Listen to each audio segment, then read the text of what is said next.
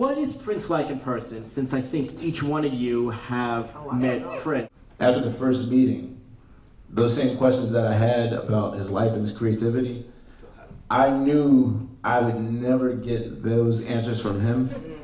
And I instantly said, okay, well, the only way for me to find out who he really is, I gotta get close to the 10 people closest to him. Right. And so I guess one by one, you know, I met Alan because D'Angelo hired him for the Voodoo Tour, and then I became cool with Wendy and Lisa, and then Bobby, and then just everyone in his circle. And I mean, eventually I got to know him. You know, some Is he nice, Wes?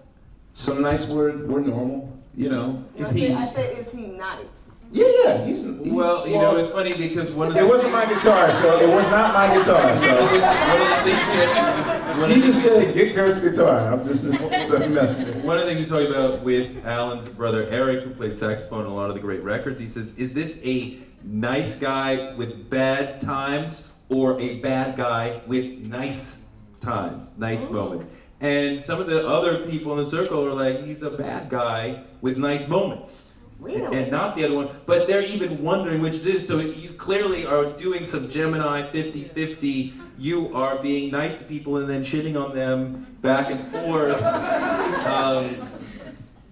It's deep. I mean, I want to go back to the thing you said about the apocalypse for a second, because when I started the book, I started thinking about that 1999 Let's Go Crazy apocalypse moments as relating to the Cold War and what was in the air for that. But then when you really get into the guy as a Seventh-day Adventist, which was, as a child, which is an end-time faith, the world is about to end all the time, because we always prepared for that, and I realized, oh no, it's a religious expression. He's constantly thinking the world's about to end, and even songs like Sign of the Times in America, when he's looking out his window and saying, this is what's going on in the world, that's what that end-time faith does, and that the world will be horrible right before the apocalypse comes, and then we all go to heaven. Welcome to the dawn. I can't wait to die because it's going to be great. You know, in this life you're on your own, but in the next life it's going to be great to be with God.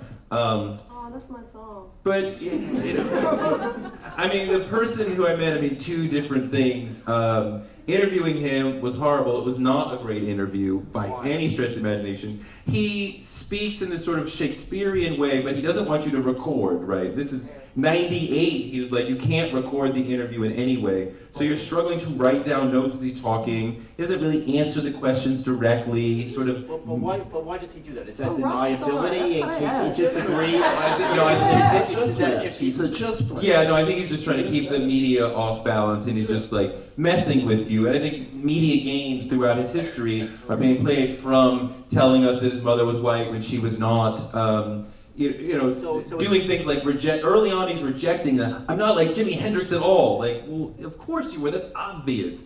But I mean, when we started playing basketball, right, and I think a lot of people know I played one-on-one with him, and that's when I started to get like, here's a regular dude. Here's a real dude. We're talking trash, we're messing with each other. You know, he lets me get in a layup, and I'm like, why'd you let me drive past you so easily? And he's like, well, I don't foul guests. And then the next play, I drive right to the hole again, because you're just gonna let me drive to the hole. I'm not gonna lose, I'll take layups all day long. And then he like nudges me to the floor, and he's like, I'm not gonna let you get by easy. And this was the period when he was going by the symbol, right? You weren't supposed to call him Prince. And at that point we started playing 2-on-2 because, the one-on-one game wasn't really going anywhere because, he can dribble and he can move, but, neither of us were really shooting that well. I think it was 20 minutes and it was still like 2-2. But we started playing 2-on-2. It was me and him against my photographer and his bassist, who was like 6'8", but not very quick.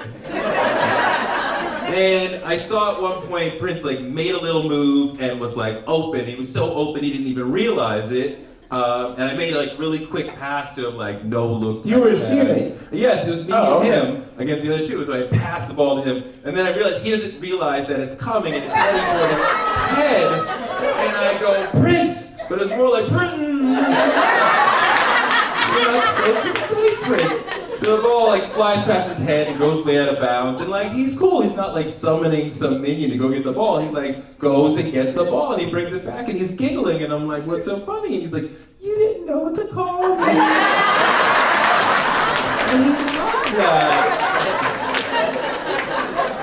and you just get to see him as like just a normal dude. It was like so many moments throughout my life of playing one-on-one with another guy. It wasn't like, you know, this mask on or anything like that. So it was cool to sort of break through to the real guy.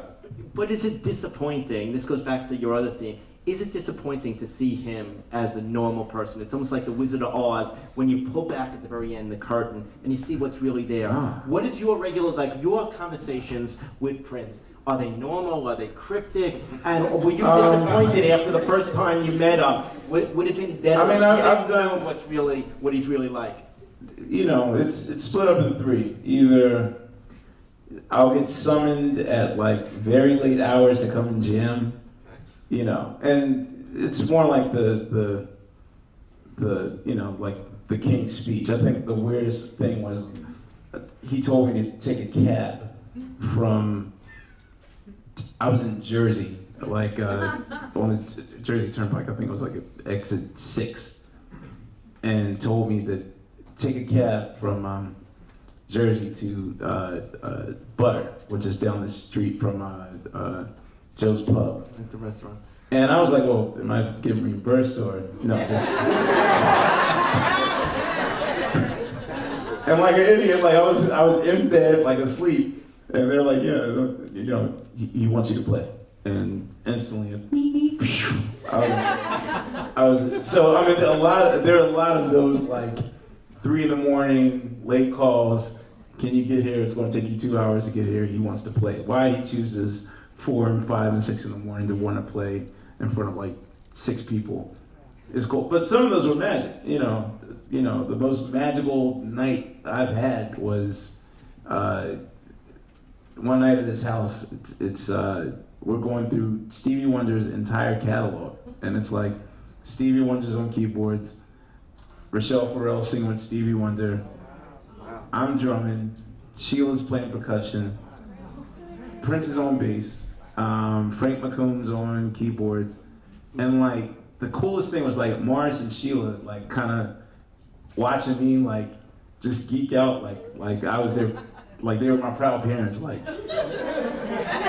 And our audience was Selma Hayek and Joni Mitchell dancing by the fireplace. And that was the greatest night of my life. Do you remember the SOB's date? The very first night, when yeah. it was D'Angelo, circa Brown Sugar, and you and Prince. Yeah. And you guys were doing Brown Sugar songs, and then you were like looking at D like, can we get Should we do it? Prince songs? Yeah, and I don't know why D started playing Head, and I was just like, And suddenly, and then he kicked me off the drum set like, okay, that's the show's over, get out of here. But you know, I mean, some nights were it never disappointed me. Actually, it made me think that, oh, you are human. You know, I had a Valentine's of 2006. I got summoned at 1 a.m. to show up at a roller skating rink. It's 3 couples. You're a good friend. Me and my ex, Eddie Murphy and his ex. Oh God, Prince and his ex. Roller skating. It was crazy, you know. But it was a normal night, so I mean, I didn't think it was a disappointment or whatever. I just, you know, I was still kind of weirded out by the moment. But I've had weird moments of like long religious conversations where it was like 4 a.m.